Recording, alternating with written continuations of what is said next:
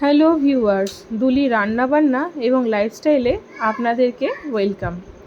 ঘরেতে মিষ্টির দোকানের সিক্রেট উপকরণ দিয়ে অতি সহজে ঘরেতে আপনারা কিন্তু টক দই এইভাবে বানিয়ে নিতে পারেন।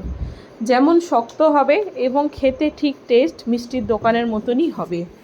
এখানে আমি 1 কেজি দুধকে জাল করে নিচ্ছি। বেশি ফোটাবো না, হালকা উষুম গরম হয়ে গেলে এতে কিছু পরিমাণ দুধ তুলে পাউডার দুধ আমি অ্যাড করে দিচ্ছি।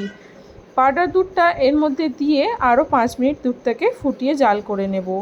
মিষ্টির দোকানে এই গুঁড়ো দুধ এই টক দইয়ের মধ্যে দিয়ে থাকে, যার জন্যে টক দইটা মাটির হাঁড়িতে খুব সুন্দরভাবে জমে এবং খেতেও খুব সুন্দর টেস্ট আসে একটা। আপনারা এইভাবে যদি এই পদ্ধতি অবলম্বন করেন, দই কিন্তু 100% সঠিক জমবে। সঠিক পদ্ধতি অবলম্বন না করলেও সারা রাত রেখে দিলেও দই কিন্তু পারফেক্টভাবে জমে না।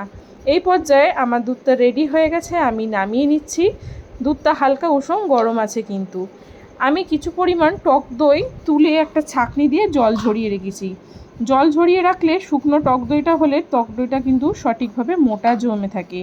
তাছাড়া লিকুইডভাবে নিলে দই জমে না তা না, কিন্তু সেক্ষেত্রে একটু পাতলা থাকে। এইভাবে মাটির পাত্রে চারিদিকে মাটির গায়ে আমি হাঁড়িতে দইটা লাগিয়ে দেব। এইভাবে দইটা চারিদিকে লাগিয়ে দিলে মাটির পাত্রে কিন্তু দই অতি সহজেই সঠিকভাবে জমে যায়। টক দইটাকে ভালোভাবে মাটির পাত্রে লাগিয়ে নিয়েছি। এবার হালকা উষুম গরম দুধটা যেটা রেখেছি সেটাকে এই মাটির পাত্রের মধ্যে অ্যাড করে দিচ্ছি এবং এই দুধটা দেওয়ার পরে টক দই এবং দুধকে একটি চামচ দিয়ে ভালোভাবে মিশ্রণ করে নেব, যাতে সমস্ত টক দইটা দুধের সঙ্গে ভালোভাবে মিলে যায়। আর যে টক দইটা মাটির চারিদিকে লাগিয়েছি, এই দইটা সাহায্য করবে মাটির পাত্রতে সঠিকভাবে দইটাকে জমতে।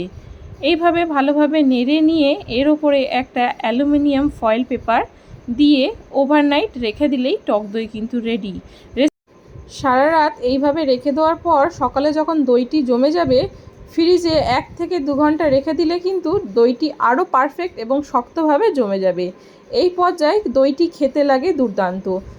1 কেজি টক দই কিন্তু বন্ধুরা দোকানে 200 টাকা কেজি, মাত্র 60 টাকা দুধ কিনে 1 কেজি টক দই কিন্তু আপনারা অতি সহজেই ঘরে এইভাবে বানিয়ে নিতে পারেন।